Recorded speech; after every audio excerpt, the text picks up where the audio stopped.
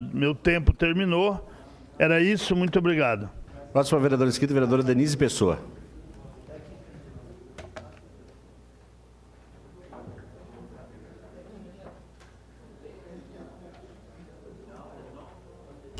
Senhor presidente, senhoras, senhores vereadores.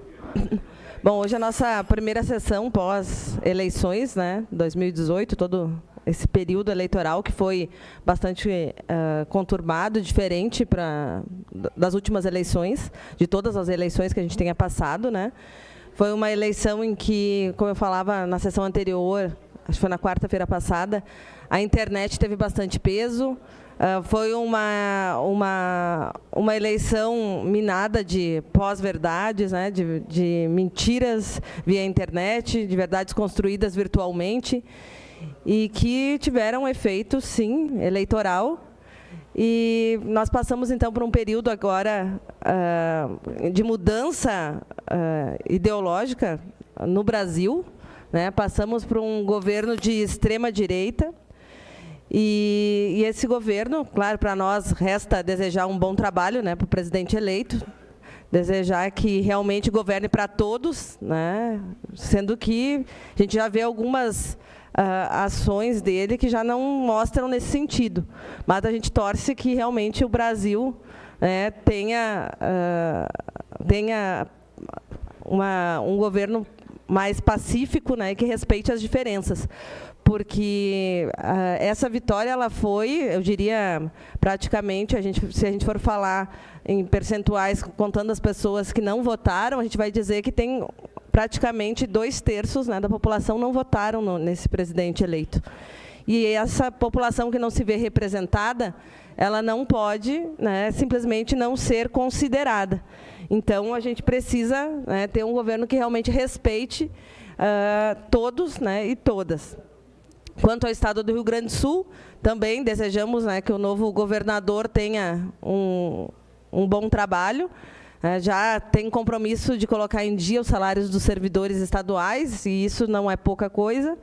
Então, a gente espera e vai estar atento, né, a todas essas promessas que foram realizadas durante a campanha, e ficaremos acompanhando, né, torcendo para que realmente o Estado consiga ter um bom governador, um bom governo e um bom trabalho. Mas chama a atenção, logo depois da eleição do presidente Bolsonaro, ele fez 3 falas, né? Na primeira fala, ele fez a fala dentro de sua casa, e lá ele falou, fez algumas saudações, né, agradecimentos, mas chamou a atenção os 3 livros que ele trouxe, né, para mostrar. Um era um livro, era a Bíblia, né, o primeiro livro que ele demonstrou. O segundo, claro, considerando que o Estado ainda é laico, né, no Brasil. O segundo que ele mostrou foi a Constituição, né, e o terceiro foi o livro de Economia Liberal, né. Então, a gente pode já imaginar para que lado vai esse governo. Então, chama a atenção também todos os nomes já indicados, né, e cotados para os ministérios. A gente observa, né, eu não votei em nenhum dos 2 candidatos eleitos, né, tanto ao governo do Estado quanto à presidência, mas a gente está observando, né, a gente entende que a população elegeu esse projeto, mas a gente vai ficar atento, né, e a gente está aqui identificando já, fazendo já um estudo sobre esse novo governo que vai se iniciar. Bom, na sua primeira fala também, na fala do cotado como ministro da Economia, o Paulo Guedes, ele já fala que um dos primeiros encaminhamentos é a reforma da Previdência. Então, né, a gente sabe, a reforma, e aí o Temer disse que vai colocar à disposição o projeto que já está pronto, que vai colocar à disposição para que o Bolsonaro, aceitando, ele já bota em votação esse ano a reforma da Previdência. Então, né, nós estamos aqui em novembro, praticamente, e já teremos, então, aí o primeiro golpe dos trabalhadores e trabalhadoras, né, do Brasil. Bom, eu diria que, pelos nomes cotados para o governo do Bolsonaro, a gente já tem aqui vários generais, né? Eu diria que é quase um governo militar, né? E aí não digo que é golpe, né? Mas é um governo eleito, mas militar. A gente tem um general cotado para os transportes, para a defesa, para a educação, olha só. Não é o Frota. Para a educação, eles arrumaram outro, né, o general Alésio Ribeiro Souto, né, e que ele diz, inclusive, na educação, que a meta dele é trazer a verdade sobre a ditadura militar.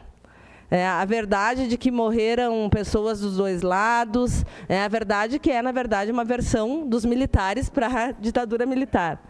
Ele já disse que vai ser contra as cotas, né, que pretende acabar com as cotas. Ele fala também que vai acabar com o ensino e o debate sobre gênero, né, nas escolas, e vai implementar, e quer implementar, o criacionismo, né, na educação. Também no programa de governo do Bolsonaro, ele já trazia para a educação acabar com esse debate ideológico de Paulo Freire. Então, a gente fica bastante preocupado, né, quanto à educação do Brasil. Para quem tem filhos pequenos, né, a gente sabe como a escola é e o que a escola vai virar. Então, a gente fica bastante preocupado com o futuro. Na agricultura, já está sendo cotada, então, a coordenadora da bancada do agronegócio no Congresso, né, a Tereza Cristina. Então, a gente já sabe também para que lado vai esse governo. Nas relações exteriores, está sendo cotada, inclusive, a Ana Amélia Lemos, né, uma dos nomes que está sendo cotada. Mas, para o presidente, ele diz que os países estratégicos aí de negócios, né, vai ser Estados Unidos, Israel e Itália. Então, claro, a gente se preocupa em função de que, há algum tempo, o Brasil já tem tido uma independência dos Estados Unidos, né, uma certa independência. Mas agora parece que a meta desse governo é alinhar, né, basta ver a conversa, né, com o Trump, que afirma pelas redes sociais, então, que com o Brasil vão trabalhar juntos em comércio, forças armadas e tudo mais. Então, a gente sabe que essa eleição está numa conjuntura, né, nacional e mundial. A gente sabe que, inclusive, já tem algumas ameaças, inclusive, dos Estados Unidos contra a Venezuela. O Brasil é um país da América Latina, próximo à Venezuela, e aqui a gente está vendo, né, já esse avanço da direita, e que não demora muito, a gente pode, sim, acabar sendo utilizado o país como base aí para uma intervenção na Venezuela, ou algo que a gente vai ver aí no futuro. Então, tudo isso a gente está trazendo alguns aspectos de composição desse governo para a gente ver o quanto vai mudar. Vai mudar, sim, a política no Brasil, democraticamente, né, eleito, né, pela maioria que saiu de casa e resolveu votar, mas não a maioria da população brasileira, mas que a gente vai sofrer todos os efeitos, né, todos nós sofreremos os efeitos.